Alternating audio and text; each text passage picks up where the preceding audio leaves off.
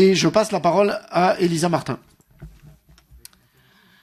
Merci, bonjour à tous, merci beaucoup.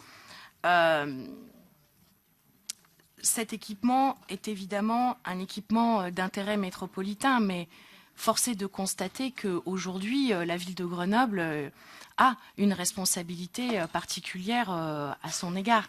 C'est pour cette raison-là que je me permets d'intervenir à ce moment-là du débat, pour, au fond, dire un certain nombre de choses qui sont fort simples.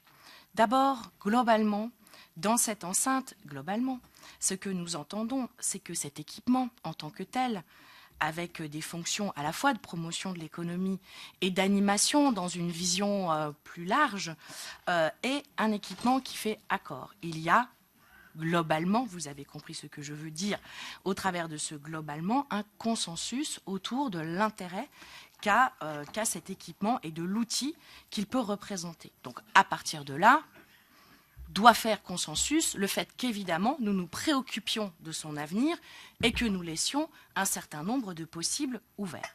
C'est l'objet, je crois, tout simplement de cette délibération. Nous donner un petit peu de temps et nous donner en tout cas le temps nécessaire pour poursuivre, approfondir l'œuvre de stabilisation du modèle économique d'Alpexpo.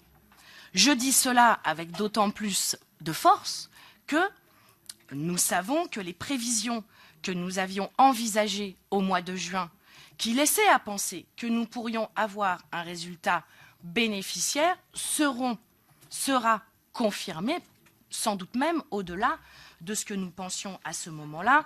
Et il me semble qu'après la foire d'automne, le bilan précis pourra être fait et qu'un certain nombre de chiffres, à ce moment-là, pourront être communiqués.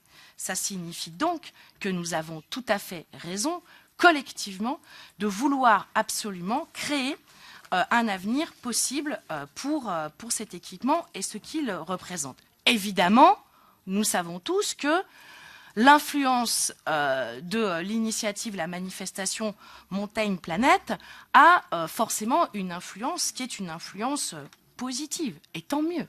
Et ça veut donc dire à nouveau que ce type de manifestation représente une forme de modèle que nous pourrions poursuivre. Et ce qui caractérise d'ailleurs cette affaire-là, c'est le lien avec les industriels de la montagne. D'ailleurs, à ce propos, on pourrait raisonner à l'inverse et considérer de ce que nous pourrions leur dire si Alpexpo venait tout simplement à disparaître. On peut aussi parfois, bien sûr, raisonner par l'absurde. Donc, ce résultat d'ailleurs, je le dis aussi, et nous verrons bien, mais peut-être pouvons-nous au moins formuler cette hypothèse positive de se dire que ce résultat pourrait permettre, si on le décidait, de relancer une logique de DSP qui pourrait peut-être trouver plus facilement preneur, puisque ces résultats peuvent paraître rassurants, disons pour des investisseurs de quelque nature que ce soit, qui pourraient effectivement se pencher sur l'avenir de cet équipement. Ça aussi, ça prouve que cet équipement a un avenir. D'ailleurs, j'ouvre une petite incise, le Conseil consultatif des services publics locaux, à qui a été présentée cette logique-là, la logique qui est portée par la délibération, l'a accueillie tout à fait favorablement.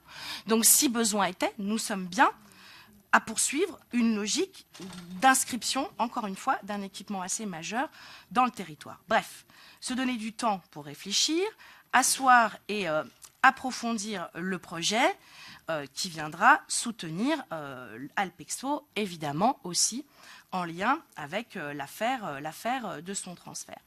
La SPL en tant que telle permet justement d'ouvrir tous ces possibles pour envisager collectivement son avenir.